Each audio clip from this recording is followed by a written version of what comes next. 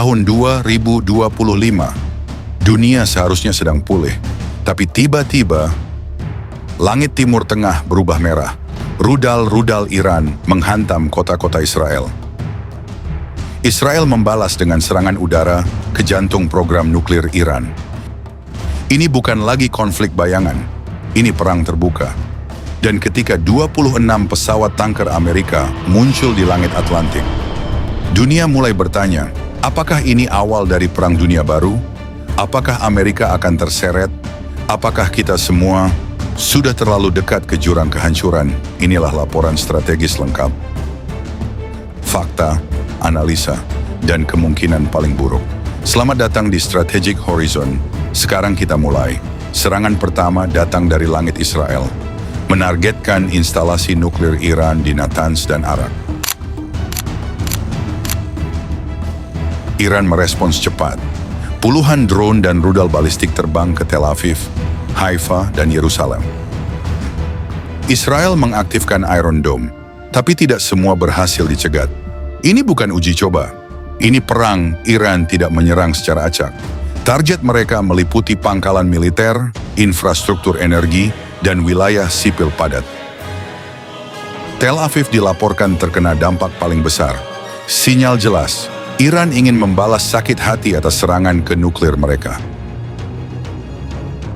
Natanz, pusat pengayaan uranium, diserang dan listrik padam. Arak, reaktor air berat dihantam rudal bunker booster. Fordow, tersembunyi di bawah gunung, relatif aman. Tapi pesan Israel jelas, mereka tidak akan tunggu Iran punya bom. Puluhan tanker KC-35 dan KC-46 Ashowas melintasi Atlantik.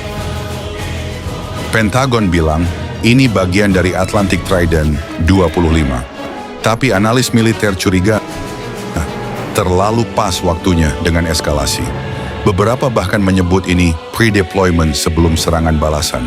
Pergerakan sebanyak ini katanya adalah untuk exercise Atlantic Trident 25 untuk 16 sampai 27 Juni di dan melibatkan AU dari DN. Selain itu, ada Defender 25 termasuk Saber Guardian 25 di 9 sampai 24 Juni. Di kedua latihan ini melibatkan air-to-air refueling dengan skala yang cukup besar. Semoga benar hanya untuk latihan, bukan menambah eskalasi perang. Presiden al-Salam menegaskan dukungan ke Israel, tapi belum ingin ikut menyerang kecuali pasukan al-Salam diserang lebih dulu. USS Nimitz dikirim ke Teluk Persia. Dunia paham satu serangan salah arah dan Asyria akan masuk perang. Arab Saudi dan UAE bereaksi cepat. Mereka mengecam perang. Irak khawatir milisi pro-Iran terlibat. Suriah bisa jadi pangkalan serangan berikutnya.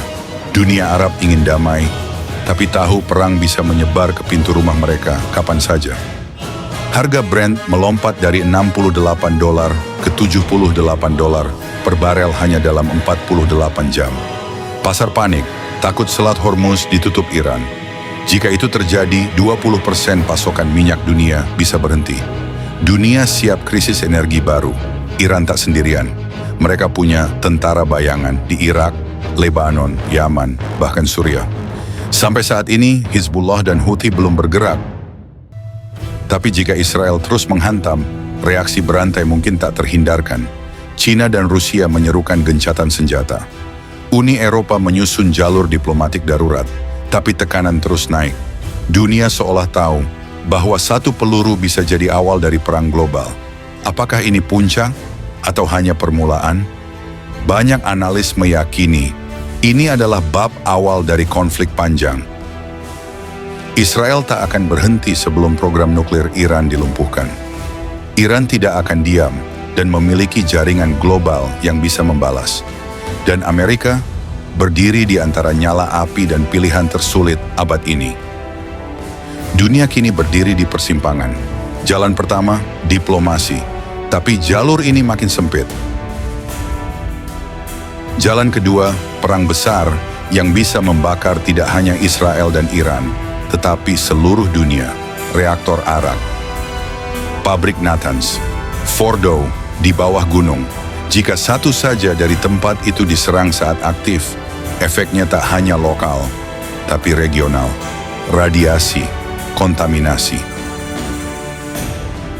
Puluhan ribu jiwa, dan jika serangan itu dianggap upaya pemusnahan total, maka satu tombol bisa ditekan, dan semua perjanjian, diplomasi, dan garis merah akan dibakar oleh cahaya yang tak mengenal belas kasihan. Inilah horor perang nuklir, bukan hanya tentang kehancuran musuh, tapi tentang mengakhiri umat manusia bersamaan dengan rasa takutnya. Dan saat kita semua menatap ke langit Timur Tengah yang berkilat merah, satu hal menjadi jelas. Masa depan dunia bisa berubah hanya karena satu keputusan, satu peluncuran, satu detonasi. Lalu bagaimana peran Indonesia saat ini? Prabowo sebelum lawatan ke G20, Prabowo bertemu Putih di St. Petersburg, entah apa yang dibicarakan yang jelas demi kemaslahatan bersama. Pertanyaannya adalah, apakah kita sedang menuju masa depan atau menuju akhir dari semuanya? Jangan lupa like dan subscribe untuk mendapatkan info menarik soal geopolitik lainnya. Some of the people in the base don't want a long-term war. They're afraid that we're going to get into a long-term war. What you looking for a long-term war? Yeah. We're looking. I only want one thing. Iran cannot have a nuclear weapon. Right. That's it. I'm not looking long-term, short-term. And I've been saying that for 20 years. I've been saying it as a civilian who got a lot of publicity. People would cover it. Very simply, Iran cannot have a nuclear weapon. That's it. It's not a question of anything else. And if you did, you wouldn't have much of a country because they would use it on us and they'd use it on other people and they'd be a terror all over the world.